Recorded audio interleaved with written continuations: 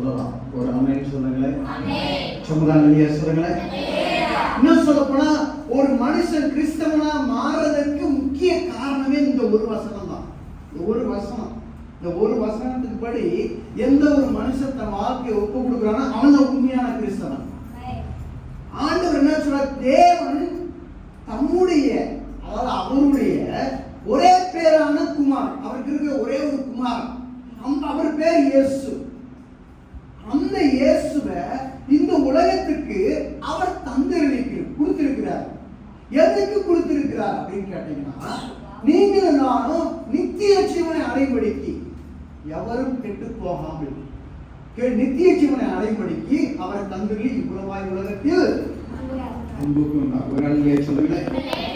ஆண்டவர் நமக்கு அவருடைய மகளை கிஃப்டா கொடுத்தார். கிஃப்ட்னா என்ன? வேணும்னா வாங்கிக்கலாம், வேணாம் இல்ல. இது கண்டிப்பாக ஒவ்வொருவரும் பெற வேண்டிய ஒரு கிஃப்ட். இந்த கிஃப்ட் இல்லைன்னா நம்ம பரலோகம் போக முடியாது. இந்த கிஃப்ட் இல்லைன்னா நமக்கு விடுதலை இல்லை. இந்த கிஃப்ட் இல்லைன்னா நம்ம தேவனுடைய பிள்ளை இல்லை. இந்த கிஃப்ட் இல்லைன்னா ஆண்டவருடைய ரட்சிப்பு நமக்கு கிடையாது. ராமன் சொல்லுங்க. உலகத்துல 3000க்கு அதிகமான கோள்கள் இருக்குது. அதுல பாத்தீங்கன்னா சந்திரனை சொல்றாங்க, சூரியனை சொல்றாங்க, பூமியை சொல்றாங்க, இன்னும் நிறைய காரியங்கள்லாம் சொல்றாங்க.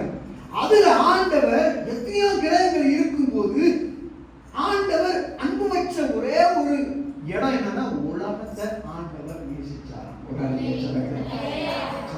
சொல்லுங்களேன். உலகத்தை ஆண்டவர் நேசிச்சு உலகத்துக்குள்ளாக தன் குமாரனை அனுப்புகிறார். செவ்வாய் கிரகத்துக்கு ஆண்டவர் தன் மகனை அனுப்பல, புளூட்டோவுக்கு அனுப்பல, வேற ஏதோ கிரகத்துக்கு அனுப்பல, சூரியனுக்கு அனுப்பல, ஆண்டவர் பூமிக்கு அனுப்புகிறார். ஏன் அனுப்புகிறார்னா, நீங்களும் நானும் இந்த உலகத்துல இருக்கிறதுனால நம்ம மேல வச்ச அன்பினால அவருடைய மகளே உலகத்துக்கு அனுப்பியிருக்கிறார். உலகத்துல இருக்கிற நீங்களும் நானும் ஆண்டவருடைய அன்பினால நிரப்பப்பட்டவர்களாக இருக்கிறோம். எப்போ நம்ம ஆண்டவர் நேசிச்சாரு? நம்மளாம் ரொம்ப யோகியர்களா, நல்லவர்களா, சுத்தமானவர்களா, கெட்டதே செய்யாம, கெட்டதே நினைக்காம, மற்றவங்களுக்கு கெடுதியே சொல்லாம, கெட்ட வார்த்தையே பேசாம, சண்டை போடாம இருக்கும்போதா வசனத்தை வாசிங்க. ரோமர் 5ஆம் அதிகாரம் எடுத்த வாசிங்க. 6ஆம் வசனத்தை வாசிங்க பார்க்கலாம். சத்தமா வாசிங்க. ரோமர் 5ஆம் அதிகாரம் 6ஆம் வசனம், 7ஆம் வசனம், 8ஆம் வசனத்தை கூட வாசிங்க. ரோமர் 5:6. அப்போஸ்தலருக்கு அடுத்து இருக்கிற புத்தகம் ரோமர் 5:6. 5ஆம் அதிகாரம் 6ஆம் வசனம். அன்றியும் நாம் பலனற்றவர்களாய் இருக்கும்போது குறித்த காலத்தில் கிறிஸ்து அக்கிரமக்காரனுக்காக மரித்தார். நீ நல்லவனுக்காக யாராவது சாக முன்வரலாம். நீதிமானுக்காக ஒருவன் மரிக்கிறது அரிது, அது கூட கூடாத காரியம்.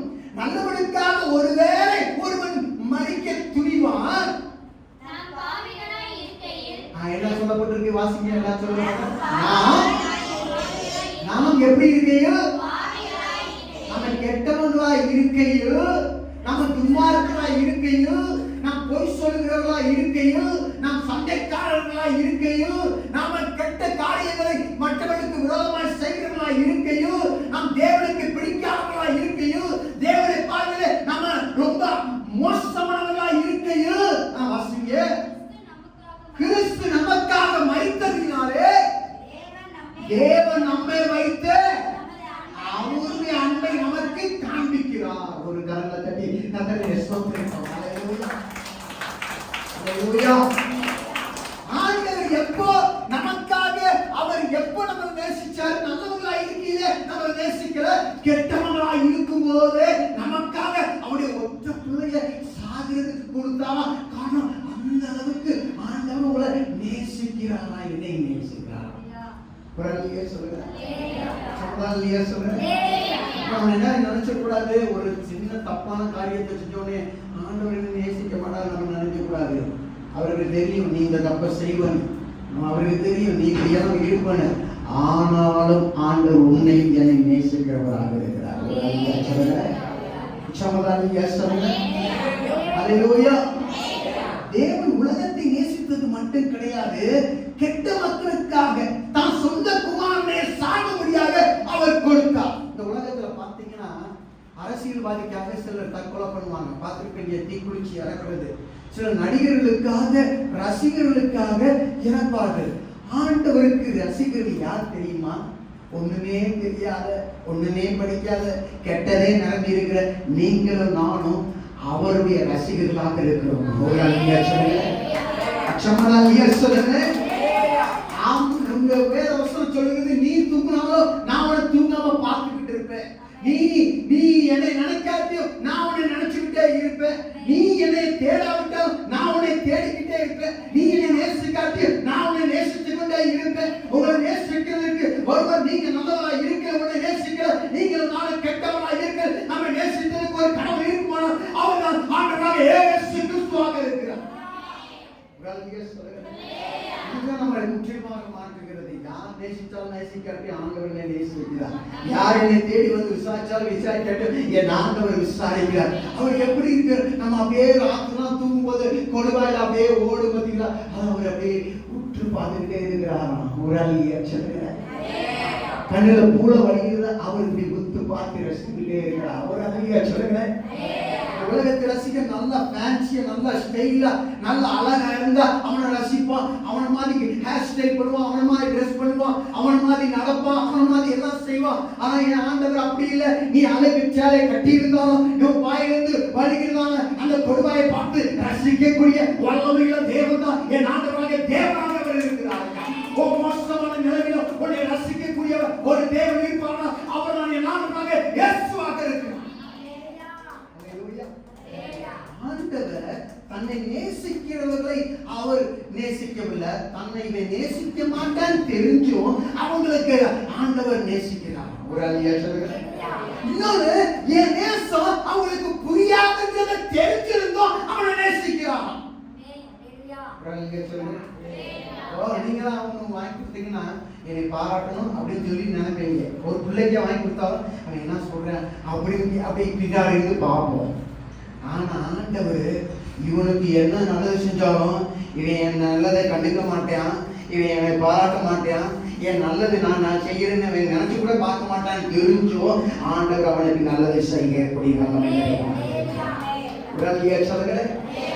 தேவன் தன்னை நேசிக்க முடியாத நபர்களையும் அவர் நேசிக்கக்கூடியவராக இருக்கிறார். தன் அன்பை ஏற்றுக்கொள்ளாதவர்களையும் அவர் நேசிக்கிறவராக இருக்கிறார். என்னை அவனை தேட மாட்டான் என்பதை அவர் தெரிந்திருந்தும் அவனை நேசிக்கிறார். அவன் என்னை திரும்பி நேசிக்க மாட்டான் என்று தெரிந்திருந்தும் அவனை ஆண்டவர் நேசிக்கிறவராக இருக்கிறார். நல்லோர் மேலும் தீயோர் மேலும் மலையை பொழிகிற தேவன் என்று சொல்லப்பட்டிருக்கிறது. ஆண்டவர் இந்த உலகத்தை நேசிச்சுட்டாரு, அதனால தான் மகனையே அனுப்பிட்டாரு. இது என்ன பெரிய விஷயம்? அவன் நேசிச்சா என்ன, நேசிக்காட்டி என்ன, என் பிள்ளையவே சாக கொடுத்தேன், அதுக்கு மேல ஒரு நேசம் இல்லை. இவன் நான் நேசிக்கிறேன் என்று ஆண்டவர் விசாரிக்கிறவர், உற்று நோக்கி உன்னையே நாம் எங்கெல்லாம் போகிறோம் என்று அவர் பார்த்து கொண்டே இருக்கிற தேவனாக அவர் இருக்கிறார். அதாவது இயேசு சாமி இந்த உலகத்துக்கு வர்றதுக்கு 700 வருடத்துக்கு முன்னாடியே அங்க ஒரு தீர்க்கதரிசி இருந்தான். அந்த தீர்க்கதரிசியுடைய பேர் என்ன அப்படின்னு கேட்டீங்கன்னா ஓசியா. அந்த ஓசியா 250 வருடத்துக்கு முன்னாடி அந்த ஓசியா ஆண்டவருடைய தீர்க்கதரிசியாக இருக்கிறான். அந்த தீர்க்கதரிசியுடைய வேலை என்ன? ஆண்டவருடைய வார்த்தையை பெற்று மக்களுக்கு கொடுக்க வேண்டும். தீர்க்கதரிசி ரொம்ப பரிசுத்தமா இருக்கணும். ஆனா ஆண்டவர் என்ன செஞ்சாரு? இந்த இஸ்ரவேல் மக்களுக்கு ஒரு பாடத்தை கற்பிக்க விரும்பினார். அந்த காலகட்டத்தில் இஸ்ரவேல் நல்லா செழிப்பா இருந்தாங்க. இவன் இஸ்ரவேல்ல அந்த இஸ்ரவேல் மக்கள்ல வடக்கு புறத்துல அவன் வாசித்து கொண்டு வந்தான். அப்ப ஆண்டவருடைய தீர்க்கதரிசிகள் ரொம்ப பரிசுத்தமா இருப்பாங்க, ரொம்ப பேர் போட்டிருப்பாங்க, எல்லாரும் பயப்படுவாங்க. அப்படிப்பட்ட பரிசுத்தமான ஆண்டவர் கூப்பிட்டார். ஓசியா அப்படின்னு சொன்னாரு. ஆண்டவரே இதோ இருக்கிறேன் அப்படின்னு சொன்னான். அப்ப ஆண்டவர் சொன்னாரு, நான் உனக்கு ஒரு வேலை கொடுக்க போறேன், அதை செய்யணும் அப்படின்னு சொல்றாரு. ஆண்டவரே அதுக்கு தான் நான் இருக்கிறேன், சொல்லுங்க அப்படின்னு சொல்றான். ஆனா ஆண்டவர் சொல்றாரு, நீ போய் எங்க போகணும்? நீ போய் ஒரு விவசாயியை கல்யாணம் பண்ணணும், ஒரு வேசியை கல்யாணம் பண்ணணும், ஒரு நடத்த கட்டவளை கல்யாணம் பண்ணணும். அந்த நடத்த கட்டவள் தான் உனக்கு மனைவியா இருக்கணும். அவன் என்ன ஆண்டவரே எனக்கு சரியா கேட்கல, திருப்பி சொல்லுங்கன்னு சொன்னான். ஆண்டவர் சொன்னாரு, ருசியா நீ போய் எங்க ஒழுக்கம் இல்லாத ரெட் லைட் ஸ்டிக்கோ மோசமான பொம்பளை இருப்பாளோ அந்த மோசமான பொம்பளை கூப்பிட்டு வந்து அவளை நீ உனக்கு கொண்டாட்டி ஆக்கிக்கோ அப்படின்னாரு. இவனுக்கு என்ன பண்ணுன்னே தெரியல. ஆண்டவர்கிட்ட மறுப்பு சொல்லவும் முடியல, இவனுக்கு பொறுக்கவும் முடியல. ஆனா இவனுக்கு ஒண்ணு மட்டும் தெரியுது, ஆண்டவர் தான் இவனுக்கு இது சொல்றான்றதை தெரியுது. உடனே அவன் போறான். எங்க போறான்? அங்க நடத்த கேட்டதான பெண்கள் இருக்கக்கூடிய இடத்துக்கு போறான். அங்க ஒருத்திய பாக்குறான். நீ வா, உன்னை நான் கல்யாணம் பண்ணிக்கிறேன்னு சொல்றான். கல்யாணம் பண்ணிக்கிட்டு வரான். கல்யாணம் பண்ணி இப்ப ஒரு ஆண் குழந்தை பிறக்குது. அப்புறம் கொஞ்ச நாள் கழிச்சு, கொஞ்சம் சில வருடங்களுக்கு கழிச்சு ஒரு பொம்பளை பிள்ளை பிறக்குது. திருப்பி ஒரு பையன் பிறக்கிறான். எல்லாம் நல்லா தான் போயிட்டு இருக்கு. 3 வருஷம் ஆகுது, நல்லா போயிட்டு இருக்குது. திடீரென்று ஒரு நாள் எழுந்து பார்க்கிறான். அவன் முன்னாடி வீட்டுல இல்ல. அடுப்பங்கரையில தேடுறான், ரூம்ல தேடுறான், கொல்ல பக்கத்துல தேடுறான், அக்க பக்கத்துல விசாரிக்கிறான். அவன் எங்க தேடியும் காணவில்லை. இவனுக்கு ஒரே சோகம். 3 பிள்ளைகளுக்கு அப்பன், இப்ப அம்மா இல்லாம வீட்டுல இருக்கிறான். இப்ப ஆண்டவர் சொல்றாரு, திருப்பி ஆண்டவருடைய சத்தம் வருது, ஓசியா என்று சொல்லுகிறான். உடனே அவன் சொன்னான், ஆண்டவரே இதோ இருக்கிறேன் என்று சொல்கிறான். பொண்டாட்டி எங்க அப்படின்னு கேட்கிறாரு. அவளை ஆண்டவரை எங்க தேடி காணோம், அவளை போய் தேடி கண்டுபிடி என்று சொல்லுகிறான். ஒரு அல்லைங்க சொல்லுங்க, சுமதாலிய சொல்லுங்க. திருப்பி ஆண்டவருடைய வார்த்தை அவனுக்கு நேரம் வருது. ஆண்டவர் சொல்லுகிறார், நீ போய் அவளை தேடி கண்டுபிடி. இப்போ வேகமா போகலாம். யார் தேவனுடைய ஊழியக்காரன் எங்கெல்லாம் தேவ மனுஷன் இருக்க கூடாதோ அந்த இடங்களுக்குள்ளாக அவன் கடந்து செல்கிறான். அந்த மோசமான இடங்களுக்கு கடந்து செல்கிறான். அந்த வழிகட்டவர்களுடைய இடத்துக்கு கடந்து செல்கிறான். அங்கே விவசாயிகள் இருக்கக்கூடிய இடத்துக்கு கடந்து செல்கிறான். அங்கே பார்க்கிறார்கள், எங்கடா இங்கு வந்து தேவ மனிதன் இருக்கிறான் என்று சொல்லி ஒவ்வொருவராக விசாரிக்கிறான். எங்க தேடி தன் மனைவியை காணவில்லை. கடைசியாக அங்கே மனிதர்கள், அங்கே வேசிகளை விற்கக்கூடிய அந்த சந்தையிலே அவனுடைய மனைவி அங்கே கட்டப்பட்டவளாக இருக்கிறார். கட்டப்பட்டிருக்கிற தன் மனைவியை பார்த்து அங்கே எல்லாம் ஏலம் விட்டுக் கொண்டிருக்கிறார்கள். ஏலம் விட்டுக் கொண்டிருக்கிற அந்த நேரத்தில் அவன் உள்ளே போய் சொல்லுகிறான், இவள் என் மனைவி, என்னிடம் கொடுத்து விடுங்கள். அவள் யாராக இருந்தா என்ன, இவளுக்கான விலை இவ்வளவு என்று சொல்லி அங்கே 1000 ரூபாய் 2000 ரூபாய் என்று ஏலம் விட்டுக் கொண்டிருக்கும் போது இவன் சொல்லுகிறான், நான் 10,000 கொடுக்கிறேன், நான் 15,000 கொடுக்கிறேன். இன்னொரு சொல்லுகிறான், 14,000 கொடுக்கிறேன், 20,000 கொடுக்கிறேன். அவன் யாரெல்லாம் அவனுடைய மனைவிக்கு அங்கே விலையை கொடுக்கிறார்களோ அதை காட்டிலும் கூடுதலான ஒரு விலையை கொடுத்து அவனை திரும்ப வாங்கி கொண்டு வருகிறான். ஒரு அல்லையா சொல்லுங்க. அல்லேலூயா. ஏற்கனவே தன்னுடைய மனைவிக்கே தான் திரும்ப ஏல பணத்தை கொடுத்து திரும்பி வீட்டுக்கு கொண்டு வருகிறான். இப்பதான் ஆண்டவர் திரும்பியே அவனுடன் பேசுகிறான். ஏப்பா, இந்த தீர்க்கதரிசியாகிய யோசியாவே, இந்த என் ஜனங்களுக்கு நான் உன்னை போதிக்கணுன்றதுக்கு தான் நீ வழிமாறி போனவளை திருமணம் செய்யணும் நான் உனக்கு சொல்லியிருக்கிறேன். பழைய பாட்டில் இன்னைக்கு இருக்கிற தீர்க்கதரிசி மாதிரி ஆண்டவர் அவர் வார்த்தையை மனம் குறிப்பாரு, அதை செய்வார், இதை செய்வார் போற துபாக்கூர் தீர்க்கதரிசி மாதிரி அன்னைக்கு தீர்க்கதரிசிகள் கிடையாது. அந்த வாழ்க்கையிலே அவர்கள் அந்த தீர்க்கதரிசனத்துக்காக செலவழிக்க வேண்டியவர்களாக இருந்தார்கள். இப்ப ஆண்டவர் சொல்றாரு, இஸ்ரவேல் மக்களுக்கு சொல்லு, இவங்களை நான் நல்லதான் வச்சிருந்தேன், ஆனா என்னை விட்டுட்டு வழிமாறி போயிட்டாங்க. அங்க பாகால கும்பிட்டாங்க, விக்கிரங்களை கும்பிட்டாங்க, அவங்க வேற யாரையாவது ராஜாவா வைத்திருந்தாங்க.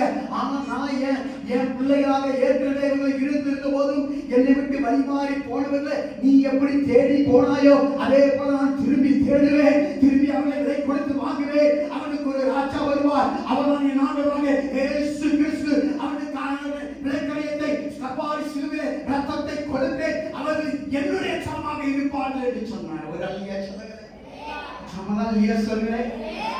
வேதாகமத்திலே சொல்றாங்க, இயேசு கிறிஸ்து சிலுவையிலே அடைக்கப்பட்டு மரித்து 3ஆம் நாள் எழுந்தது.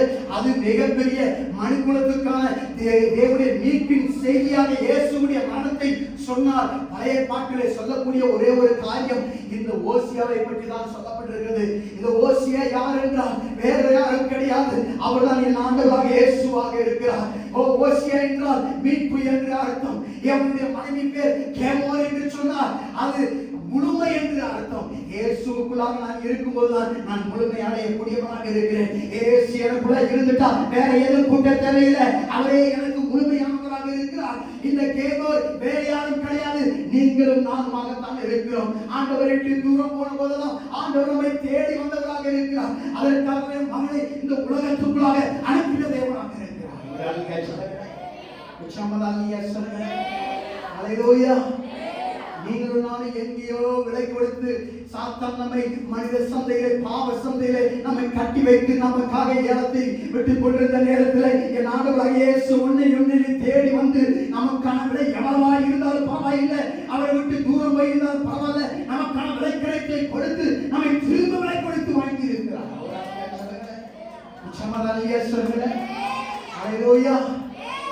அந்த கேமரா எப்படி நினைத்திருப்பார்? ஐயோ, இவனை நான் இந்த இடத்துக்கு வருவானை எதிர்பார்க்கலையே, அவனை பார்க்க வெட்கப்பட்டிருப்பான், தலை குனிந்திருப்பான். ஆனாலும் கூட ஆண்டவராகிய தேவன் அவளை வேதனைப்படுத்தவில்லை, அவளை அவமானப்படுத்தவில்லை, என்னை விட்டு தூரம் போயிட்டு நின்று அவளை பறிச்சு பேசவில்லை. அந்த நேரத்தில் தானே என் தேவனாகிய கர்த்தர் அவளை திரும்ப சேர்த்துக் கொள்ளக்கூடிய ஓசியாக இருக்கிறார். சொல்றேன், என் முன்னாடி அப்படி போயிருந்தா நான் ஒருவேளை ஏற்றிருப்பது கஷ்டம்.